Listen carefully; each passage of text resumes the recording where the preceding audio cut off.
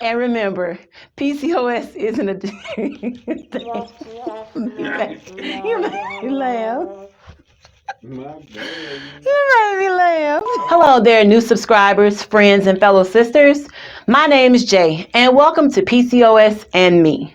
On this channel, I will be reflecting on the positive and negative effects of PCOS on my daily life. One development I'll be reflecting on often is my current pregnancy.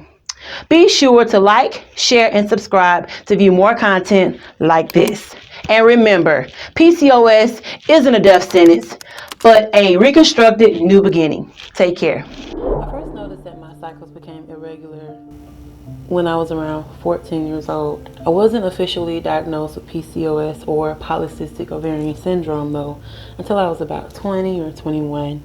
When I first heard that I had PCOS, I kind of felt like it was a death sentence. I was just like, oh no, I don't have that, and you have the wrong person, or let's do this again. I just was under the impression that it just couldn't be me.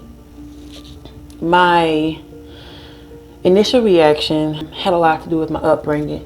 I come from a family where claiming things that doctors say you have is just not popular or whatever, but truth be told, I did have PCOS. And when reality finally hit me, it was just like, okay, I have this, but I don't know how to deal with it. I started noticing fat around my midsection.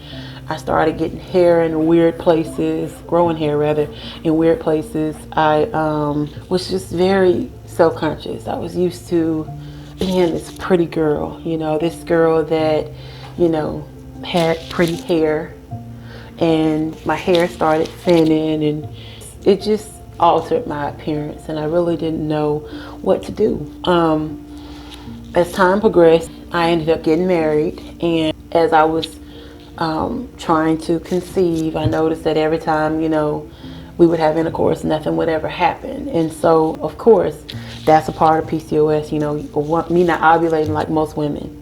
That's the biggest symptom. And so we started going to see a reproductive endocrinologist, and I was told that, of course, since I had PCOS, that I needed to lose weight. I think I had to lose maybe like 50 pounds or something like that before we could even begin to try to, get started on some type of treatment. And I never lost that weight. I wasn't really motivated to lose weight. I had some other things in my life that I wanted to do instead of bringing a child into the world, but I went through everything I went through because my ex-husband really wanted kids. So for the first year, I was a part of a free study.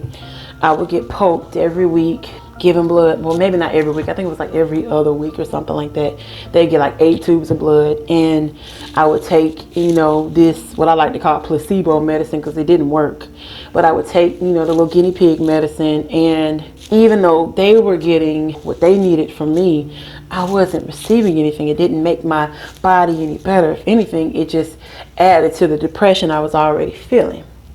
So after that, we started getting into an IUIs, and neither one of those were successful. We ended up leaving that facility and going to another one, and we went through the same stuff again. I was on different medicine and everything, but it was the same thing.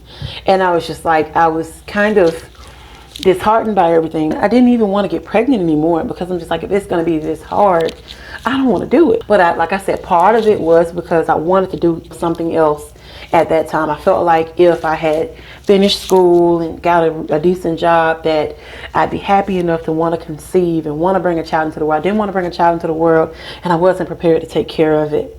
And it's like my ex-husband didn't care anything about that. He was just like, okay, well, time is not on our side. We were in our 20s. But it just got to the point where my mind was kind of tainted towards conceiving and bringing the child into this world. I was just like, you know what? I'm not sure I want to do this anymore, whatever. And I began to pray, and I was just like, once I got out of that season in my life, I said, Lord, if I have a child, it's going to have to be immaculate conception, because I'm not taking any more fertility medications. I'm just not doing it again. And I made that promise to him and to myself, and I meant it when I said it. So, let's fast forward. I ended up getting divorced, and getting divorced was actually the best thing that happened to me. I believe that that was the beginning of my, well, it was the beginning of my beginning, I guess you could say. I began to see things a little clearer. I had been married a long time, so I was used to the companionship, but I was so glad that this was a time in my life where I could focus on myself. And I began doing things, trying to take over my health in ways that I had never tried before, because it was just me. I only had to worry about myself. And as far as children goes, I had prayed to God and I said, well, Lord, you know, I accept your will if I'm not meant to have any children. You know, I knew PCOS was something I dealt with, you know, on a serious level. And it was just like, I'm not going through this heartache anymore. I'm not going through any more negative pregnancy tests. Anyway, as time went on, I just kind of like stopped thinking about children. And fast forward to last week.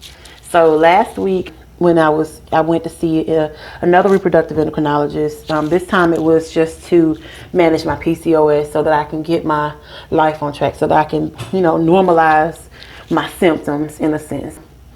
I went in, I was like pumped up. I was like, you know what?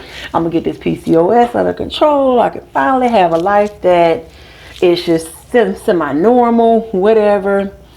And as soon as I walked in for the ultrasound, you know, the first thing the girl told me after she inserted the probe, she was just like, well, did you know you're pregnant? And I'm looking like, who are you talking to? Because nobody's ever asked me that question. So my mind was blown.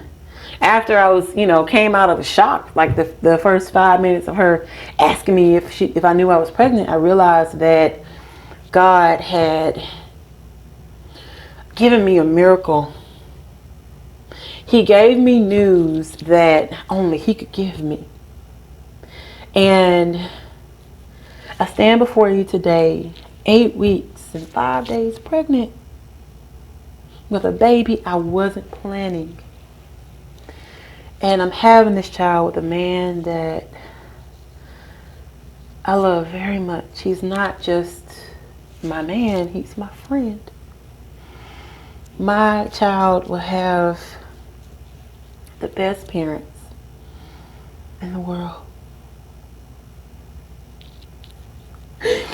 And I feel so blessed to be able to say that, because a lot of women bring children into this world and, you know, they may not pick the right guy. And I didn't pick him. But God, I always tell him this, you know, God brought us together, you know. I always say, well, God gave you to me.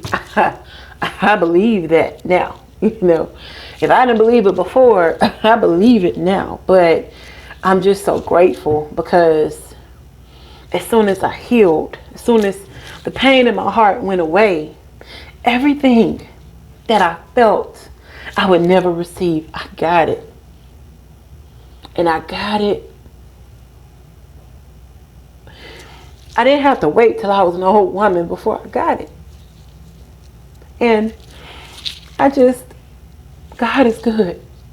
And I know women with PCOS and what they deal with.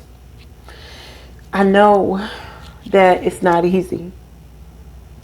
But this right here, this is my blessing. And I'm not going to say I deserved it, because I don't know for sure if I did. But I'm so grateful that God chose me to bring, me and my brother have nicknamed the baby Skeeter Bug. God, I'm so grateful. God chose me to bring little Skeeter Bug. Skeeter Bug is what my granddaddy used to call us when we were kids. Anyway, I'm so grateful that God chose me to bring this baby into the world. This is the second full week that I've known about my being pregnant, and I must say it's different from last week. Now, not one of my emotions was sadness. I'm not sad that I'm pregnant. I'm not regretting that I'm pregnant. I'm not trying to figure out how to alter the news. I'm not trying to remove the fact that God gave me a miracle last week. If I could write a story, if I could write the most beautiful story, it couldn't have ended any better than this one. I'm so grateful, so blessed. I'm so glad that God hadn't forgotten about me. And having PCOS and being pregnant is definitely a story I want to see unfold. So stay tuned.